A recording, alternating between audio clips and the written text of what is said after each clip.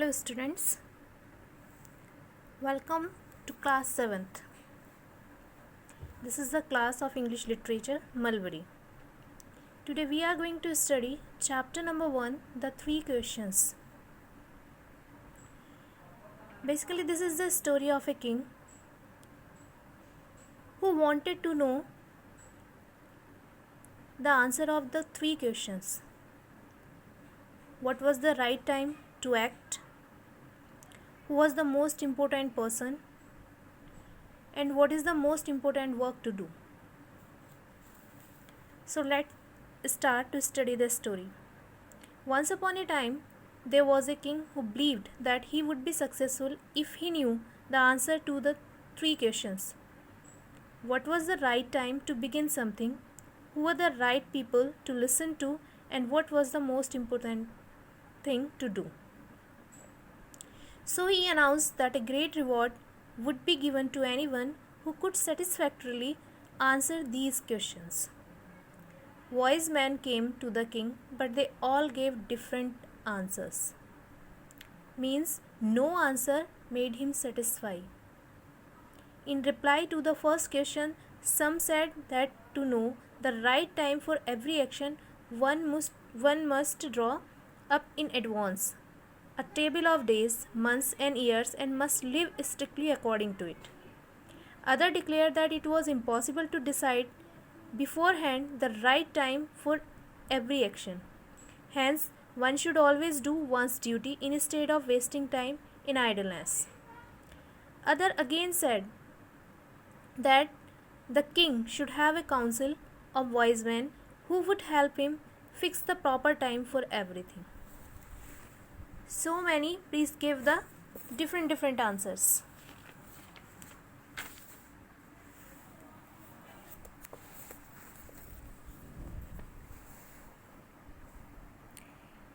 Equally various were the answers to the second question. Some said that the counselors were the most important people, others the priest, others the doctors, while some said the warriors were the most necessary. All gave the different answers. To the third question, what was the most important occupation? Some replied that the most important thing in the world was science. Others said it was skill in warfare, and other again that it was religious worship. All the answers were so different that the king could agree with none of them and gave the reward to none. But he still wished to find the right answer to his questions. He decided to consult a hermit widely renowned for his wisdom. Actually, he was very eager to know the answers. That's why he decided to meet that hermit. The hermit lived in a forest which he never left, and he welcomed only common folk. So before reaching the hermit's cottage, the king put on simple clothes, got off his horse, and leaving the bodyguard behind, went on alone. The hermit was digging the ground in front of his hut. Seeing the king, he greeted him and went on digging. Actually, when king entered in his area, that time hermit was digging in the ground in front of his hut. Seeing the king, he greeted him only and went on digging. No response else was there. The hermit was frail. Frail means to say physically weak and thin, because he was an old man. Each time he stuck his spade into the ground and turned a little earth, he breathed heavily. Whenever he was trying to stuck his spade into the ground, because he was very weak and thin, as he was old, that's why he turned a little earth, he breathed heavily. The king went up to him and said, "I have come to you, wise hermit, with 3 questions. How can I learn to do the right thing at the right time? Who are the people I need the most? And what work the most important and needs my attention first?"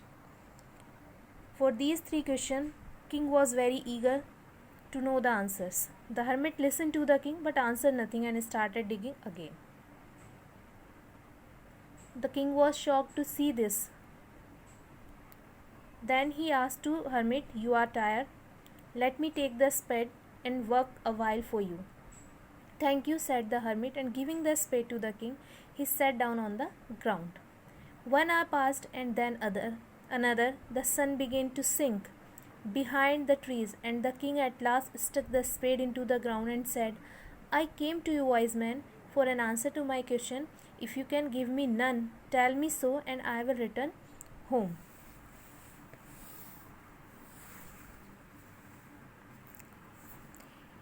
"Here comes someone running," said the hermit. "Let us see who it is." The king turned around and saw a man come running out of the forest. There was blood flowing from a wound on his leg. When he reached the king, he fell to the ground, moaning feebly, means he was unconscious. The king washed the wounds as best he could, and bandaged it with his handkerchief and with the towel the hermit had. He didn't waste a moment to give him first aid, because the king observed that really he was in a serious condition. The person who entered near to the cottage. When at last the man felt better, the king brought fresh water and gave it to him. Meanwhile, the sun had set and it became cool. So the king, with the hermit's help, carried the wounded man into the hut and laid him on the bed. Lying on the bed, the man closed his eyes and was quiet. The king was so tired from his work and the work he had done that he crouched down on the threshold and fell asleep. When he awoke in the morning, he found that the wounded stranger was staring intently at him. He was surprised to see him. "Forgive me," said the man in a weak voice, when he saw that the king was awake and was looking at him. "I don't know you, and have nothing to forgive you for," said the king, because really the king did not know about that who the person was.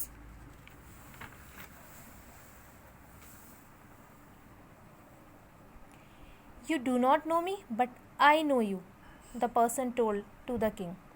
"I am an enemy of yours who sought to revenge himself on you, as you wrongly took away my property. I knew you had gone alone to see the hermit, and I planned to ambush you on your way back." Ambush means to say the act of hiding and waiting for somebody and then making a surprise attack on them. "But you did not return, so I came out to find you." As he planned to kill the king. Then that person came to know that king would be in the would come to the forest to meet the hermit. That's why he planned to kill him. But he was waiting for him, that when king will come back from the hut, that time he will murder him.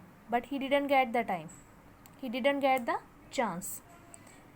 But you did not return, because the king did not return. He was tired and fell asleep in the hut. Now he was telling, "So I came out to find you. Your bodyguard recognized me.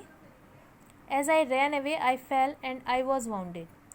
I should have bled to death if you had not nursed me. I wished to harm you, and you have saved my life. Now, if I live and if you wish it, I will serve you most faithfully. Forgive me." Because the king helped him, that's why the person became so much, we can say that he realized his mistake, that he was wrong, because he was near about to die, and the king helped him without knowing that he was his enemy. The king was happy to have made peace with his enemy.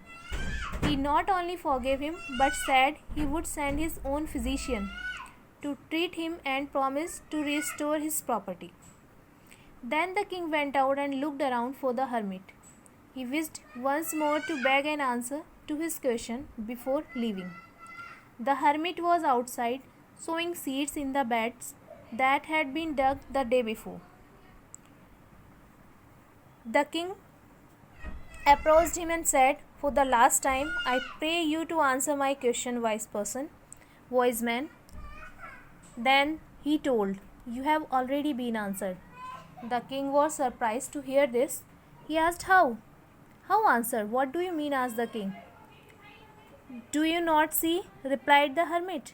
"If you had not pitied my weakness yesterday and had not stayed back to dig those beds for me, so you would have been attacked by the man on your way back. So the most important time was when you were digging the beds. It means that time you were engaged with me. If you would not be engaged with me that time, it means definitely you moved back. If you moved back, then definitely you would be attacked by that enemy, and maybe you meet your end. Now afterwards, so the most important time was when you were digging the beds.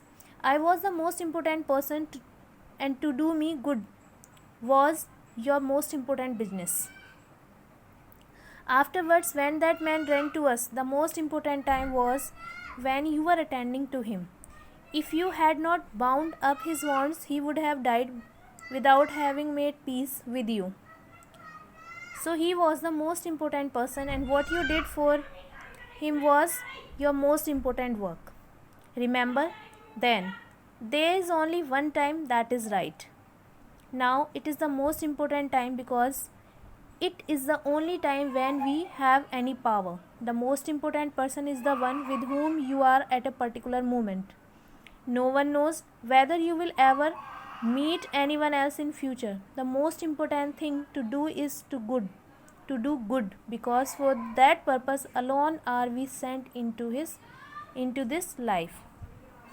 Now, what you came to know with this chapter? Most important time is at the moment. Most important person, that is also that person who was in for randomly we are going to take decision for him. And what is the most important work that we are going to do for anyone, to help anyone without knowing the for our wellness, means what will be good for us, doesn't matter for us. That time we should be helpful to anyone. Thank you.